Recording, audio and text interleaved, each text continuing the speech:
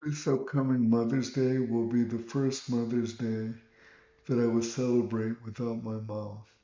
Sadly, she passed away a couple days ago. And over the last couple days, while working with my sister to make arrangements, I was thinking back and reflecting on everything that she meant to me. And unfortunately, it usually takes an event like this to take a deep reflection on what somebody meant to you and foundational to you to make you who you are. Not many of you know, but I was born half of a twin brother that died shortly after birth. My mom struggled through that, and even when she found out I had cerebral palsy, she began being an advocate for me. She had a stubbornness that any child with a disability needs a mother to have, to fight the challenges and continually advocating and pushing through closed doors to get them where they are. I'm grateful that her stubbornness have rubbed off on me and gave me the tenacity to be able to have the life that I have. I remember growing up, people would always say, well, you're not disabled, you're handicapable, you have this ability. And my mom was the one that was really true to say, no, David, you have a disability. A disability is part of who you are. So you can't think that it's something lighter than it's not. It's going to be something that won't limit you and will help you propel you pushing through that struggle to go.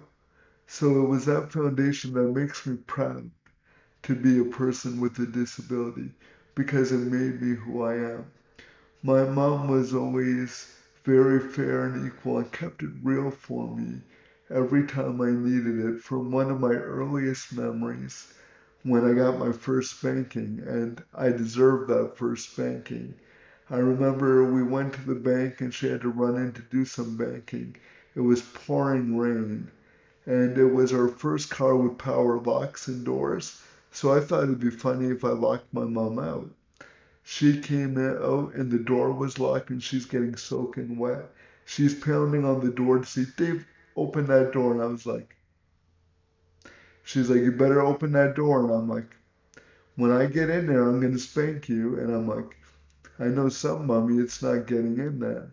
And then she said, okay, if you let me in, I promise not to spank you. Naive me, I unlocked the door. My mom came in and spanked me and realized I can't walk it off like other kids. I had to sit in it. And as I was crying to my mom, I said, but you promised. And she goes, sometimes adults fib. But that wasn't the only lesson I learned that day. I learned that equality isn't only an opportunity, but equality can also be in consequence. So she always raised me with that great equilibrium of don't let anything stop you because you have a disability, but also don't think you're going to get away with anything just because you have a disability.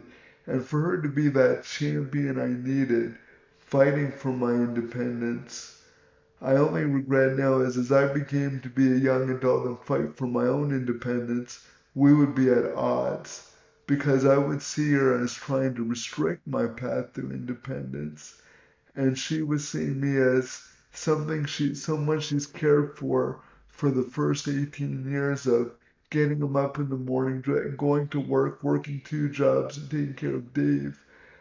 Now is leaving, and she had to be vulnerable enough to trust that other people were going to take care of me like she can.